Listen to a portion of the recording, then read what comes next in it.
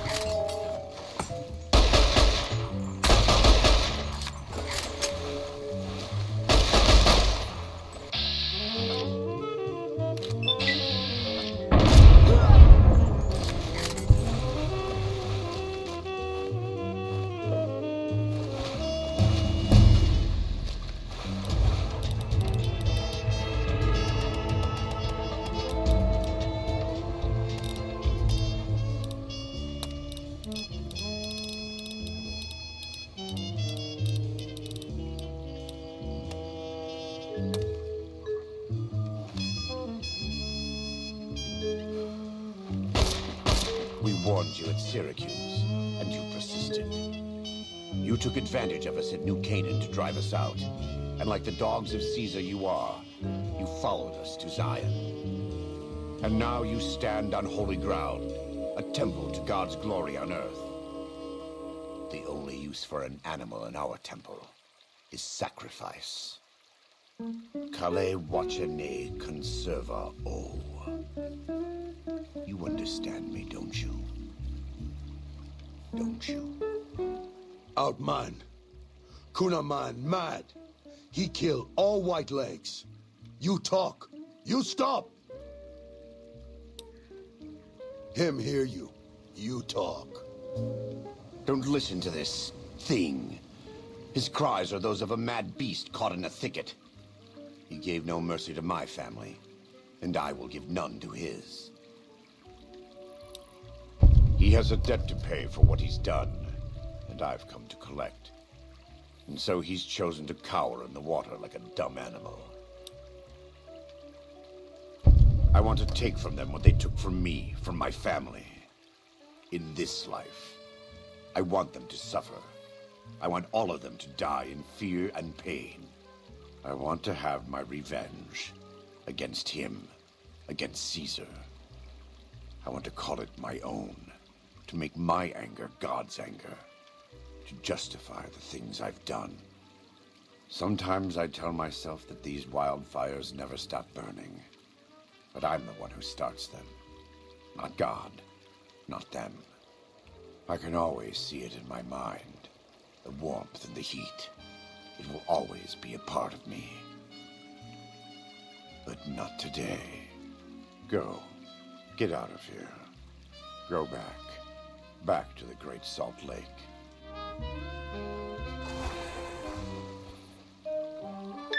That's it. It's finished. Thank you for staying with me. I couldn't have done this on my own. Let's go find Daniel. Tomorrow we'll be here soon. And there is much to do.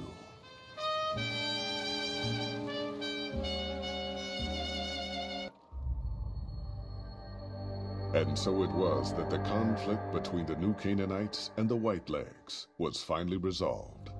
The courier's involvement had tipped the scale, shifting the fragile balance of power.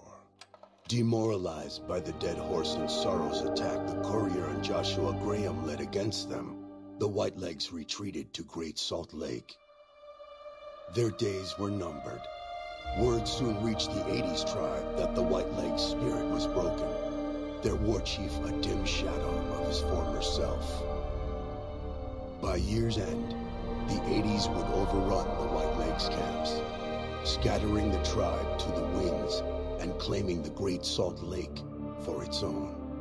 The Sorrows fought beside Joshua Graham and the Dead Horses, eradicating the threat the Whitelegs posed to Zion. Seeing the courier convince Joshua Graham to spare Salt upon Wounds, the Sorrows learned that retribution could be tempered by mercy.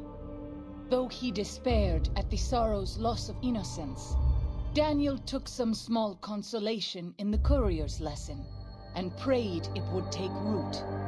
Having helped eradicate the Whitelegs from Zion, the Dead Horses returned to Dead Horse Point in triumph.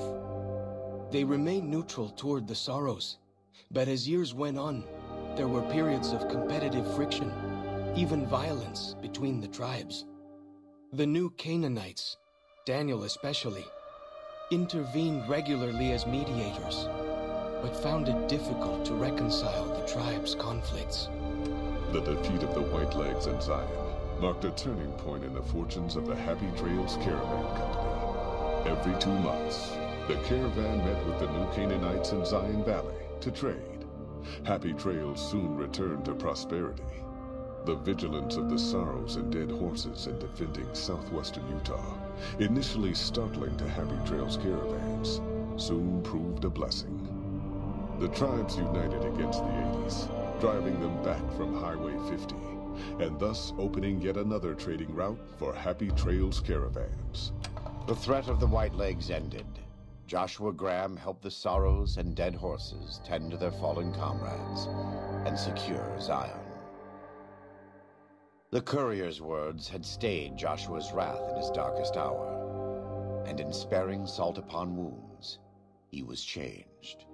While he continued to advocate militant opposition to the enemies of New Canaan, he sometimes showed quarter to those who crossed his family.